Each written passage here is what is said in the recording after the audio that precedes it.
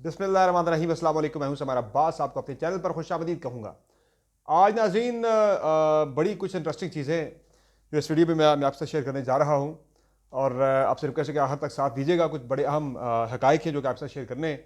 एक तो जनाब कल का जो ज़िमनी इलेक्शन था उस पर पाकिस्तान तहरीक इंसाफ ने ऑलरेडी एक मूवमेंट चलाने का फैसला किया हुआ है। वो मजीद जो है उसमें मूवमेंट को तेज़ करने का फैसला किया। मुल्क भर में एहतजाज होगा। फिर अली मीन गंडापुर ने आज वफाकी हुकूमत को ठीक ठाक जो है वो खरी खरी सुना दी है और कहा कि हमारे सब्र का पैमाना लबरेज हो गया तो फिर टकराव होगा, फिर बर्दाश्त नहीं करेंगे। और उन्होंने पूरे मुल्क पे जलसे करने का ऐलान कर दिया, ये थ्रेट करते हुए भाई जिसने रोकना है वो रोक ले। अच्छा, एक बहुत ही जो इंटरेस्टिंग बात है ज़िमनी इलेक्शन के बारे से, वो मैं आपसे फैक्ट शेयर करूंगा। ये कैसे मुमकिन है, ये हो ही नहीं सकता कि ज़िमनी इलेक्शन में जो कसूर कर रखा था, जैसे शहबाज शरीफ साहब के जगह पे अब मलिक रशीद साहब यहाँ से इलेक्शन कॉन्टेस्ट कर रहे थे। ज़िमनी इलेक्शन है तो जनाब ज़िमनी इलेक्शन में जो शहबाज शरीफ की छोड़ी हुई सीट पे उनके जो यानी कि ज़िमनी इलेक्शन में जो मुतबादिल कैंडिडेट आए उसके वोट जो शहबाज शरीफ से काफ़ी ज़्यादा वोट वो बंदा ले गया। ये कैसे पॉसिबल है? तो इस पर मैं ज़रा डिटेल बड़ी इंटरेस्टिंग आपसे शेयर करनी है मैंने। और फिर 6 जजेस के ख़त पे एक फैसला हुआ। जनाब आमिर फारूक साहब ने कल इजलास बुला लिया है 2:30 बजे फुल कोर्ट का। और आज एक और बड़ा फैसला किया वफाकी हुकूमत ने, वो ये किया जनाब के ECL पे तहरीक इंसाफ की हुकूमत के जो वज़रा थे उनके नाम निकाल दिए। कुछ लोगों के नाम नहीं निकाले गए लेकिन मेजॉरिटी में लोगों के नाम निकाल दिए गए हैं। और नून लीग की मरकज़ी जनरल कौंसिल का इजलास जो है वो मई के पहले हफ्ते में बुला लिया गया है। मियाँ साहब बाय द वे जा रहे हैं, चाइना जा रहे हैं और चाइना में उनकी क्या मसरूफियात होंगी आपको वो भी बताएंगे। और PTI के 2 जो अरकान की रुकनीत मुअत्तल की गई थी वो बहाल कर दी गई है। और PSC से मुतल्लिक़ एक बड़ा फैसला हुआ। तहरीक इंसाफ के जो मरवत साहब को बनाने का फैसला हुआ था। PSC का चेयरमैन नॉमिनेट किया था PTI ने, खान साहब ने नॉमिनेट किया था। उस पर हुकूमत ने बड़ा फैसला किया है, उस पर वो डिटेल भी आपसे शेयर करेंगे। आपसे रिक्वेस्ट है कि अगर आपने अब तक मेरे चैनल को सब्सक्राइब नहीं किया हुआ, चैनल को आप सब्सक्राइब करना मत भूलें। वीडियो आपको पसंद है तो लाइक करें और बेल आइकन प्रेस करना ना भूलें। सबसे पहले जरा आपको बताते हैं कि जो इलेक्शन हुआ है कल ज़िमनी इलेक्शन 21 हलकों के ऊपर, उस पर एक तो ये हुआ है जनाब के तहरीक इंसाफ ने इन नताइज को मुस्तरद करते हुए इसे धांधली की एक और जो है वो एपिसोड करार दिया। इन्होंने कहा कि भाई ये भी 8 फरवरी की तरह एक धांधली ज़्यादा इलेक्शन था। और इस पे तहरीक इंसाफ के चेयरमैन बैरिस्टर गौहर ने इस्तीफ़ा तलब कर लिया है चीफ इलेक्शन कमिश्नर से कि वो यहाँ भी उन्होंने कहा जी कि वो इलेक्शन नहीं करवा सके, शफाफ इलेक्शन। और इसकी कुछ मिसालें मौजूद हैं। कल भी मैंने बात की थी, कुछ हक़ाइक़ आपसे शेयर किए थे कि कुछ हलकों के नताइज स्लो कर दिए गए थे, रोक ली गई थी काउंटिंग बड़ी देर तक लाहौर के नारोवाल वाली सीट के। अच्छा, सबसे जो अहम चीज़ हुई है, मैंने आपको बताया था कसूर में तहरीक इंसाफ के हालात बहुत तगड़े हैं। बहुत तगड़ी सीट है कसूर वाली सीट, जो कि शहबाज शरीफ साहब जो हैं वो हार रहे थे और यानी कि 15,000 के मार्जिन से वो जीते थे टोटल। अब जनाब एक बड़ा वहाँ पे काम डला है और वो काम ये डला है जनाब के बल्कि सॉरी मार्जिन का सिर्फ 15,000 नहीं था बल्कि तकरीबन कोई 25,000 के करीब मार्जिन था शहबाज शरीफ साहब का वहाँ पे। लेकिन अब एक काम जो डला है इस पर वो बड़ा इंटरेस्टिंग है। वो मार्जिन बढ़ के 50,000 से क्रॉस कर गया है। ये कैसे पॉसिबल हुआ है? और जो शहबाज शरीफ साहब के वोट थे, ये सबसे इंटरेस्टिंग जो फैक्ट है जिससे आपको अंदाज़ा हो जाएगा कि गड़बड़ है। मैंने कल भी आपसे ये बात की थी कि चोर जब चोरी करता है ना, वो कोई ना कोई निशान छोड़ जाता है। पिछले इलेक्शन में फॉर्म 45 जो इलेक्शन कमीशन ने जारी किए थे वो एक सबसे बड़ा सबूत था धांधली का। वो नजर आ गया था टेम्परिंग करके जिस तरह से नताइज को तब्दील किया गया था। अब मैं आपको बताता हूँ कहानी क्या है।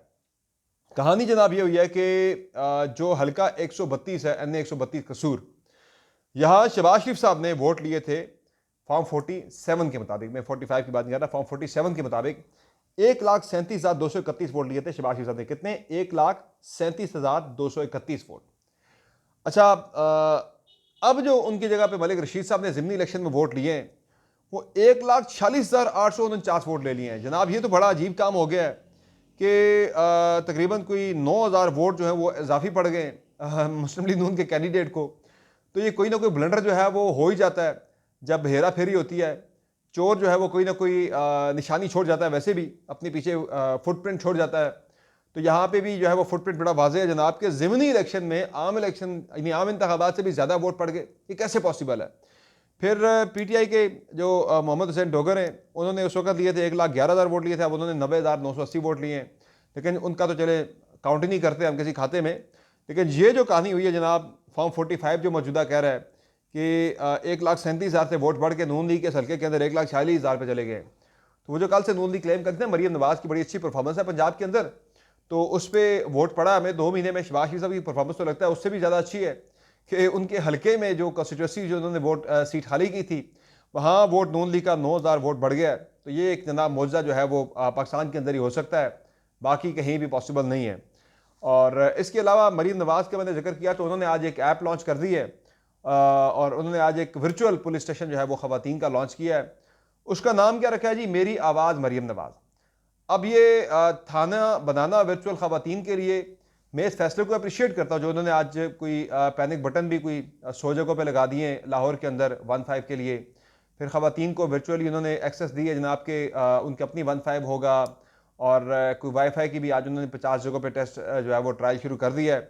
लेकिन जो मुझे एतराज़ है जिस चीज़ के ऊपर, भाई ये क्या नाम है इस वर्चुअल थाने का जनाब के, मेरी आवाज़ मरीम नवाज़, ये क्या बात हुई भाई?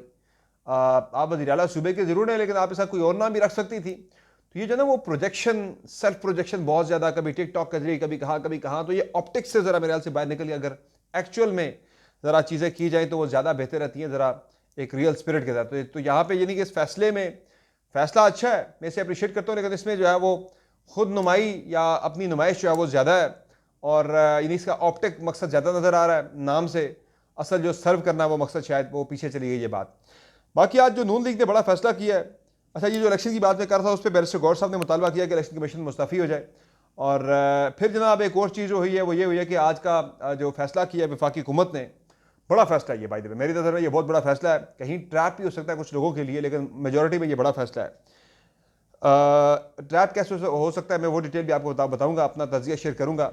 एक तो जनाब ये है कि खान साहब के दौरे हुकूमत के जो वज़रा थे, जिनमें गुलाम सरवर खान PTI छोड़ चुके हैं, वैसे भी मुराद सईद गायब हैं, परवेज़ खटक साहब का नाम, शफकत महमूद का नाम, एजाज शाह का नाम, अली जैदी, खुसरो बख्तियार, आज़म सवाती, शेरी मज़ारी, फ़रोग नसीम, अली अमीन गंडापुर, इन सब लोगों के नाम जो है वो एग्जिट कंट्रोल लिस्ट से निकाल दिए गए हैं। ये हुकूमत जाने के बाद जब कार्रवाइयाँ शुरू हुई थी तो इन लोगों के नाम जो है वो नो फ्लाई लिस्ट पर डाले गए थे, लेकिन अब ये नाम निकाल दिए गए हैं। मेजॉरिटी में वज़रा के आधे तो वो हैं जो कि तहरीक साहब अब छोड़ चुके हैं। मसलन जो नाम मैंने गिने हैं इनमें से गुलाम सरवर खान भी तहरीक साहब के साथ नहीं रहे, हटक साहब भी PTI के साथ नहीं रहे, शफकत महमूद PTI के साथ नहीं रहे, अली जैदी PTI के साथ आप क्लेम कर रहे हैं लेकिन उस तरह से है नहीं है, खुसरो बख्तियार अब आपको PTI के अंदर के साथ नज़र नहीं आ रहे, फ़रोग नसीम PTI का ऐसा नहीं है, उनके वज़ीर ज़रूर थे MQM के, वो शेरी मज़ारी साहब सियासत से अलग हो चुकी हैं। तो इस पर PTI का जो एक्टिव है उनमें एक मुराद सईद का नाम आता है, एक अली अमीन गंडापुर का नाम आता है, एक एजाज शाह का नाम आता है, और एक आज़म सवाती का। 4 नाम ही है, बाकी 5-6 नाम जो है वो दूसरे जिन्हें ECL से निकाला गया। बहरहाल मुराद सईद के नाम पे मुझे लगता है कि ECL से नाम हटा के शायद ये ट्रैप ही हो सकता है कि वो किसी भी तरह से, क्योंकि वो हाइडिंग में, और हुकूमत कोशिश कर रही है मुराद सईद को गिरफ्तार करने की, हिरासत में लेने की। तो मुराद सईद के बारे में मैं समझता हूँ कि ये ट्रैप ही हो सकता है जनाब, कि मुल्क से यानी कि अब ECL से नाम निकाला है, दाना फेंकते हैं जनाब, शायद चुगने की कोशिश करे। तो एजेंसीज अलर्ट रहे हैं, इमिग्रेशन और FIA वगैरह, और बंदा जो ही जनाब मुल्क से बाहर जाने की कोशिश करे किसी एयरपोर्ट पे पकड़ा जाए, तो ये एक हो सकती है इसमें कोशिश। बाकी ओवरऑल एक अच्छा फैसला है कि ECL से नाम जो है वो हटाया जाए। कुछ नाम बरकरार रखने का फैसला हुआ, जिनमें इमरान खान साहब का नाम, बुशरा बीवी का नाम, फ़राह खान का नाम और जुल्फ़ी बुखारी का नाम जो है वो ECL पे रखने का फैसला हुआ। अच्छा, इस पर भी ये बड़ा मज़ाक़ा खेज़ काम है। जुल्फ़ी बुखारी ऑलरेडी मुल्क से बाहर हैं, फ़राह खान ऑलरेडी मुल्क से बाहर है, इमरान खान जेल में है, बुशरा बीबी हिरासत में है, तो इनके नाम रखे गए हैं ECL के अंदर बरकरार।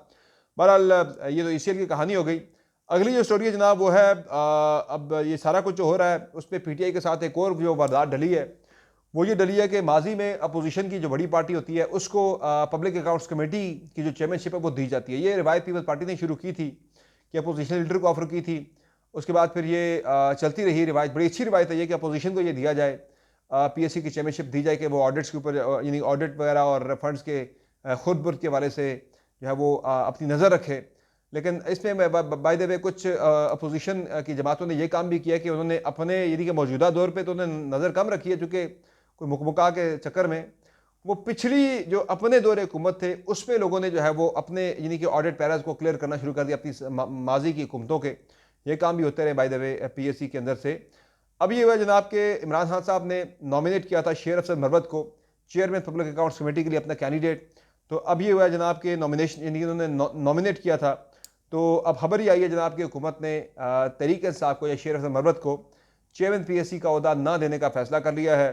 और वो कहते हैं भाई कि हमने अपोजिशन से किसी को देनी है तो बेहतर है कि नूर आलम खान जो कि जमीयत उलमा इस्लाम फेज से लाहौर से पेशावर से फॉर्म 47 के मुताबिक वो मेंबर नेशनल असम्बली मुंतखब हुए हैं, तो उनको जो है ये दी जाएगी पीएससी की चेयरमैनशिप। पहले भी वो जब ये थी क्या कहते हैं इसको 16 महीने की जो पीडीएम गवर्नमेंट थी, पीडीएम 1 की, उसमें भी नूर आलम खान ही पीएससी के चेयरमैन रहे थे। अब दोबारा उन्हें पीएससी की चेयरमैनशिप देने का हवाले से तजवीज़ ज़ेर गौर है कि उन्हें दे दी जाए।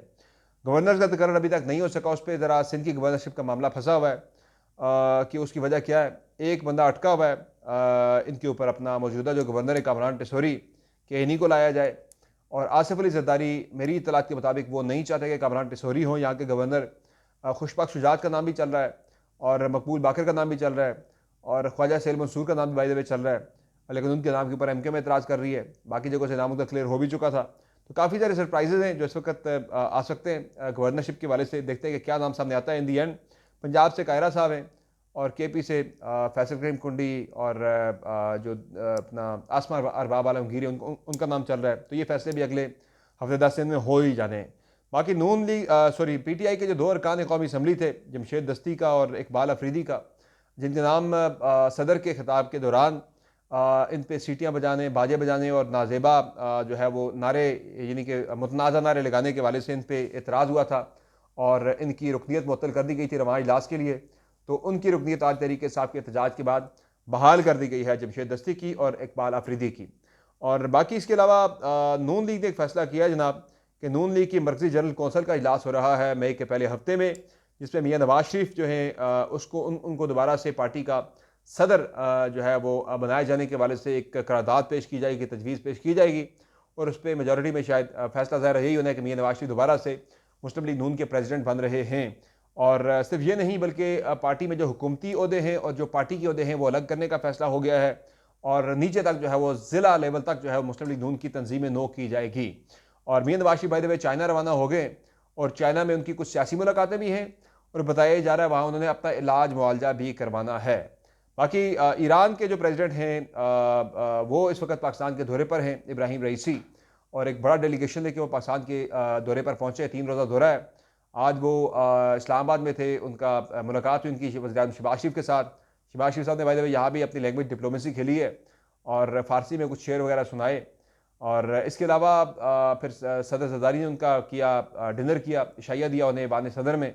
और फिर उसके बाद अब कल उनका दौरा लाहौर का है। लाहौर के बाद फिर वो कराची भी जाएंगे एक रोज़ा दौरे पर, जहाँ उनकी मुख्तलिफ ताजरों से और मुख्तलिफ जो हैं वो कल्चरल इवेंट्स हैं और सूबाई हुकूमतों से उनकी मुलाकातें हैं।